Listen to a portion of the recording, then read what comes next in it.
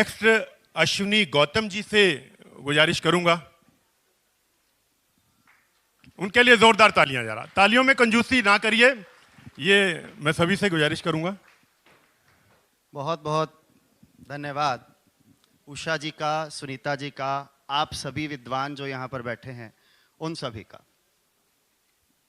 तो कोई भी व्यक्ति जो यहाँ पर बैठा है, हम सब लोग सीख रहे हैं, मैं आपसे सीख रहा हूँ, आप मुझसे सीख रहे हैं, हम भगवान से सीख रहे हैं, सब एक दूसरे से सीख रहे हैं।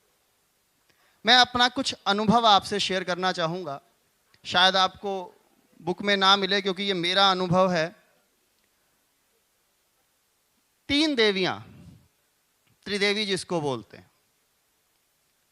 माँ लक्ष्मी, माँ सरस्वती और माँ दुर्गा, 3 प्रकार की देवियां जिनको हम बहुत पूजते हैं। क्योंकि मैं एक न्यूमरोलॉजिस्ट हूं तो नेचुरल सी बात है कि मैं नंबरों के बारे में बात करूंगा। हमारी जन्म तारीख में इन 3 देवियों का बहुत अच्छे तरीके से हमें यह पता लग सकता है कि कौन सी देवी का आशीर्वाद हमारे सर पर बहुत ज्यादा है। अंकों से समझाने की कोशिश करता हूं इस बात को। अंक 3, 5 और 7, ये 3 अंक ऐसे हैं जिन्हें हम विद्या के लिए जानते हैं, ज्ञान के लिए जानते हैं। देवगुरु बृहस्पति, बुध और केतु। और आप कभी नोट करिएगा कि अगर आपकी जन्म तारीख के अंदर ये तीनों के तीनों अंक मिल जाएं आपको, तो आप में ज्ञान की जो पिपासा होगी वो बहुत जबरदस्त होगी। यानी कि आप पर मां सरस्वती का आशीर्वाद जो है वो सबसे ज्यादा होगा। इसी तरह से एनर्जी के 3 नंबर कौन से हैं? 1, 5, 9। अगर आपके पास ये तीनों नंबर हैं आपकी जन्म तारीख के अंदर, तो मां दुर्गा का आशीर्वाद आपके ऊपर हमेशा होगा।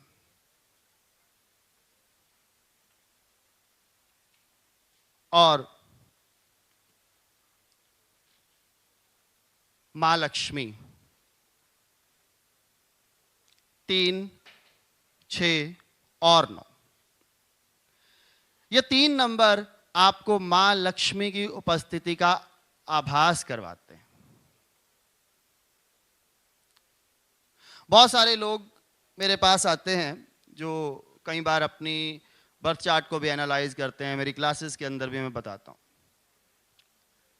कभी भी जब आप किसी का बर्थ एनालाइज करें उसके नंबरों से, तो एक चीज का खास ख्याल रखें कि वैदिक ज्योतिष से उसको जोड़ना कभी मत भूलें। अदरवाइज बहुत सारी समस्याएं कई बार आ जाती हैं सामने। जी मैंने उसको ये नंबर दिया था, मैंने उसका नाम चेंज किया था, उसको उसके रिजल्ट्स नहीं मिले। मैं कुछ चीजें कुछ नंबरों से, क्योंकि समय कम है, मेरे YouTube चैनल पर जाएंगे तो आपको सारी चीजें मिल जाएंगी, आप वहां से देख सकते हैं। लेकिन इन शॉर्ट मैं आपको बता देना चाहता हूं। अगर मैं वैदिक ज्योतिष और अंक ज्योतिष का कैलकुलेशन बताऊं तो मैं आपको डायरेक्ट रिजल्ट बता रहा हूं, आप अप्लाई कीजिएगा। 51 नंबर नीच का शुक्र होता है और 55 नंबर नीच का सूर्य होता है। 105 नंबर उच्च का शुक्र होता है और 1 नंबर उच्च का सूर्य होता है। 37 नंबर स्वराशि का सूर्य होता है और 30 नंबर उच्च का बृहस्पति माना जाता है। इसके अलावा 50 नंबर उच्च का बुध होता है और 104 नंबर नीच का बुध होता है। जो नोट करना चाहें कर सकते हैं, और इसकी डिटेल्स देखना चाहें क्यों होता है, इसके लॉजिक क्या हैं, आप हमारे YouTube चैनल पर देख सकते हैं। अक्सर लोग नाम के बारे में कहते हैं, जी नाम चेंज किया था या नाम को चेंज करके मुझे उसके रिजल्ट्स नहीं मिले। जब अनुराग जी का लेक्चर मैं सुन रहा था तो उन्होंने बात ही नाम से शुरू की थी। इसका मतलब क्या हुआ? इसका मतलब यह हुआ कि नाम का प्रभाव आपकी जिंदगी में सबसे ज्यादा बड़ा रोल प्ले करता है। बहुत सारे सवाल इस तरह के भी आते हैं, दो बच्चे एक समय में पैदा हो गए, उनका साइकोलॉजी भी सेम है, उनका डेस्टिनी नंबर भी सेम है, लेकिन उनके स्वभाव में जमीन आसमान का फर्क है। ऐसा क्यों? प्रैक्टिकल बात कर रहा हूं। उनके स्वभाव में जमीन आसमान का फर्क है, ऐसा क्यों होता है? तो यहां पर फिर वही बात आता है, जिस नाम से आपको पुकारा जा रहा है। जैसे उन्होंने चंद्रमा से नाम की राशि को मैच किया अनुराग जी ने, मैं वही चीज आपको फिर से बताना चाहता हूं कि जिस नाम से आपको पुकारा जा रहा है उसकी फ्रीक्वेंसी हमेशा आपके ऊपर अपना प्रभाव डालती। और ऐसा नहीं है कि नंबरों का प्रभाव आपकी जिंदगी में नहीं रहता है, बहुत प्रभाव रहता है। आज के समय में हर चीज नंबरों से जुड़ी हुई है, हर चीज इन कैलकुलेशन है। और सबसे ज्यादा प्रभाव किसका रहता है? आपके मोबाइल का। मैं बताता हूं, एग्जांपल देता हूं, और आप कभी उसको ध्यान से एनालाइज कीजिएगा, क्योंकि इसके पीछे एक बहुत बड़ा लॉजिक है। पुराने समय में मोबाइल नहीं हुआ करते थे। न्यूमेरोलॉजी तो आर्यभट्ट की देन है, मैं तो इसको भारतीय विद्या मानता हूं, क्योंकि अगर जीरो आर्यभट्ट ने कर दी तो न्यूमेरोलॉजी विदेशी देन तो हो नहीं सकती, भारत की देन है, हमारे ऋषि मुनियों की देन है।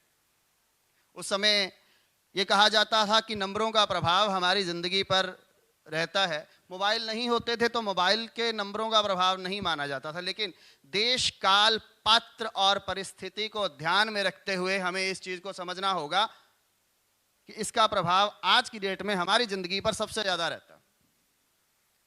जो लोग ज्योतिष जानते हैं, मैं उनसे पूछता हूं, मोबाइल किसको रिप्रेजेंट, कौन से ग्रह को रिप्रेजेंट करता है? राहु को रिप्रेजेंट करता है। तो मैं ये कह सकता हूं कि आज के टाइम में हमारी जिंदगी में सबसे ज्यादा प्रभाव राहु का है।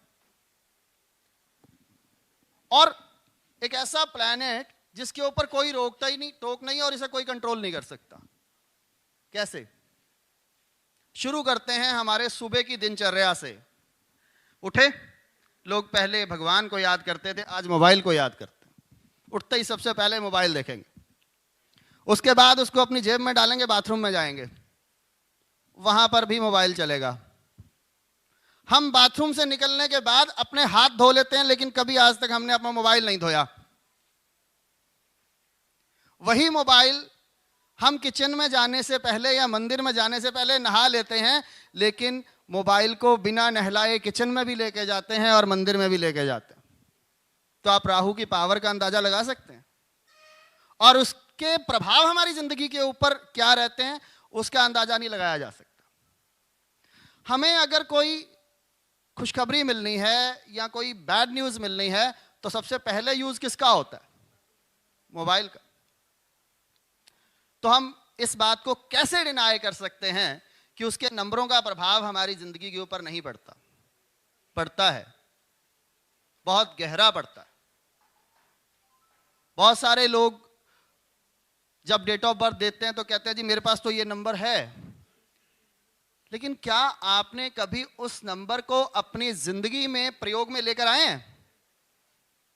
हर वो नंबर जिसका आप यूज करते हैं, वो चाहे आपकी डेट ऑफ बर्थ के अंदर है चाहे नहीं है, उसका प्रभाव आपकी जिंदगी में हमेशा रहेगा। एग्जाम्पल, मेरी जन्म तारीख में 5 नहीं है, मेरी जन्म तारीख में 5 नहीं है, लेकिन मेरे नाम में 5 बहुत ज्यादा बार है। तो मैं 5 के प्रभाव को कैसे डिनाई कर सकता हूं? और अगर 5 ना होता तो मैं आपके सामने मंच पर ना होता। क्यों ना होता? क्योंकि वाणी का कारक कौन है? कैसे इसके प्रभाव को डिनाई किया जा सकता है? जो मेरा अनुभव है, मैंने डाला है, वो सही है या गलत है, ये आप एनालाइज करेंगे। मुझे जो अनुभव हुआ मैंने उस पर डाल दिया। और मैं फिर से ये कहूंगा कि जो मैंने आज आपको ये बातें मिलाई हैं, ये आपको वहां पर जरूर देखने को मिलेंगी। और इतना ही कहूंगा, समय, बहुत बड़े बड़े विद्वान आज यहाँ पर बैठे हुए हैं, मुझे भी सुनना है। 3 विद्वानों को मैंने यहाँ पर सुना है बहुत बारीकी से, और आज बहुत कुछ सीखने को मिलेगा मुझे। तो मैं अपनी बात को यहीं पर विराम देता हूँ।